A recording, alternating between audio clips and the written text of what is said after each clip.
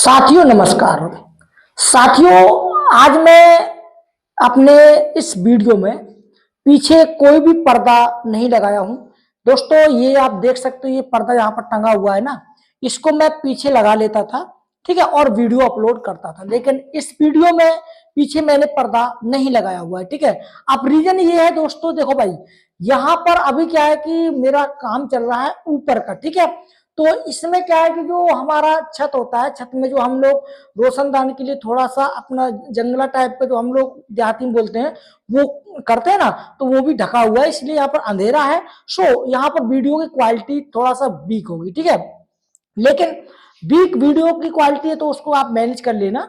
आज हम चर्चा करने वाले हैं, अगर आपका पर्सनल लोन है, ठीक है, किसी भी कंपनी का हो या फिर किसी भी बैंक का हो, पर्सनल लोन है और उस पर्सनल लोन को आपने रीपे नहीं किया है, आपने जो है कुछ ईएमआई रीपे किए हैं, कुछ ईएमआई को इग्नोर कर दिया है, ठीक है, रीपे नहीं किया है। अब वो हो गया भैया आपका 3 साल पुराना, ठीक है। तो 3 साल पुराना जो अकाउंट है लोन का, उस पर क्या बैंक या फिर कंपनी कोई एक्शन ले सकती है? ठीक है, आज के इस वीडियो में यही मैं आपको बताने वाला हूं। देखो क्या होता है कि कई कंपनियां ऐसी होती हैं, जैसे फॉर एग्जांपल आपने किसी कंपनी या फिर किसी बैंक से लोन लिया 20,000, 30,000, 50,000 रुपए का, ठीक है। अब उसमें से आपने क्या किया, आपने वहां पर उसका 75%, ठीक है, रीपे कर दिया। अब आपका बचा 25% अमाउंट बचा, जो कि आप अरेंज नहीं कर पा रहे हो। अब रीजन कुछ भी हो सकता है, ठीक है। अब आप सोचेंगे भैया जब 75% हमने भर दिया तो फिर 25% क्यों नहीं भर पाएंगे? वो भी भर सकते हैं, जी हाँ भर सकते हैं। लेकिन कभी कभार हमारे पास ऐसी परिस्थितियां आ जाती है कि 25% तो ठीक है, अगर हमको कोई 10% भी भरने को बोलेगा तो भी हम नहीं भर पाते हैं, ठीक है। कुछ ऐसी ऐसी परिस्थिति आ जाती है और भगवान ना करे ऐसी परिस्थिति किसी को आए, ठीक है। अब होता क्या है कि आपने 75% भर दिया, अब उसके बाद में आप लोग नहीं भर रहे हो, ठीक है, और कंपनी ने देखा कि भाई इस बंदे का 75% आ गया है लेकिन 25% बचा हुआ है, ठीक है। तो कई कंपनी क्या करते हैं कि एक दो बार कॉल करेंगी, परेशान करेंगी और उसके एजेंट परेशान करेंगे। अगर आप नहीं दोगे ना तो उस लोन को वहीं पर जो है उस फाइल को बंद कर देंगे, ठीक है। अच्छा, तो अब क्या है कि आपके साथ कुछ ऐसा ही हुआ, मान के चलो आपने आधा से ज्यादा पैसा भर दिया, उसके बाद एजेंटों के कॉल आए, कंपनी के कॉल आए, बहुत आपको जो है प्रताड़ित किया गया, लेकिन आपने नहीं दिया, ठीक है। लेकिन नोटिस वगैरह जो है वो आपको कुछ नहीं भेजा गया, ठीक है, कभी भी, ठीक है। तो भाई 3 साल हो चुके, अब 3 साल के बाद कंपनी फिर से कॉल कर रही है आपको, भाई पैसा दे दो वरना हम आपसे आपके अकाउंट से लीगल एक्शन लेंगे, मतलब जो आपने लोन नहीं दिया हम लीगल एक्शन लेंगे, नोटिस भिजवाएंगे, ठीक है, या फिर आप हमको पैसा दे दो।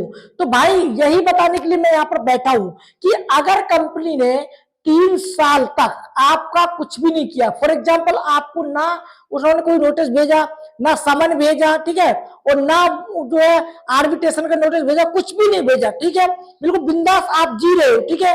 कंपनी वालों ने कॉल किया, आपने पैसा नहीं दिया और फिर कंपनी वालों का कॉल आना भी बंद हो गया।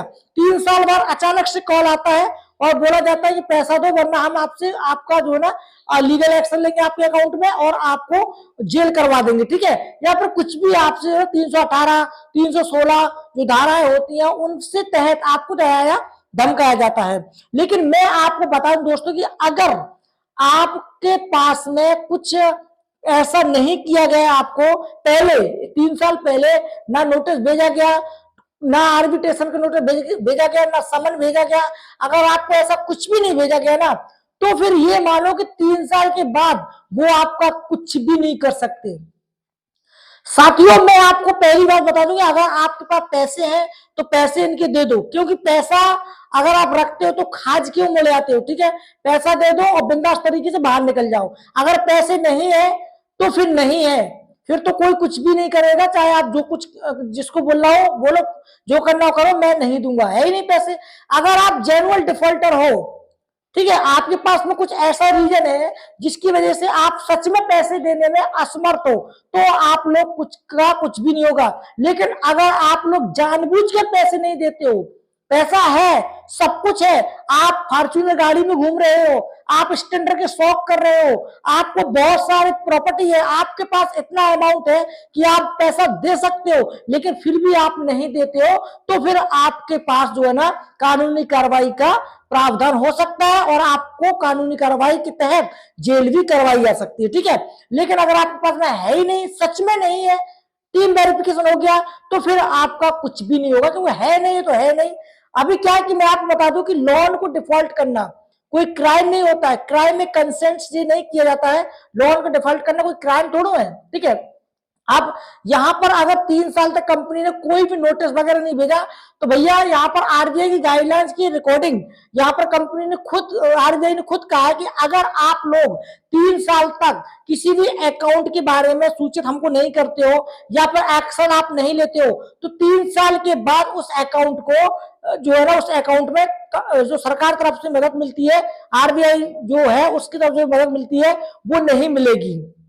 क्यों? क्योंकि आरबीआई खुद जवाब करेगी कि 3 साल तक आप कहां सोए थे जब ये बंदा पैसा नहीं दे रहा था। ठीक है, 3 साल के बाद अचानक से आपको कैसे याद आ गई? ठीक है, तो अगर आपके पास ऐसा कुछ भी नहीं है किया कंपनी ने पहले 3 साल पहले, और 3 साल के बाद अगर कोई एजेंट डरा रहा धमका रहा है, तो भैया कुछ भी आपका नहीं होने वाला, बिंदास तरीके से जियो और मौज करो। ठीक है, और अगर आपके मन में कोई और सवाल है तो टेलीग्राम या इंस्टाग्राम पे हमसे जरूर पूछ लेना, मैं आपको जो है ना जवाब दूंगा और हेल्प करने की भी कोशिश करूंगा। तो चलिए दोस्तों, मिलते हैं हम किसी नेक्स्ट वीडियो में, तब तक के लिए जय हिंद, वंदे मातरम।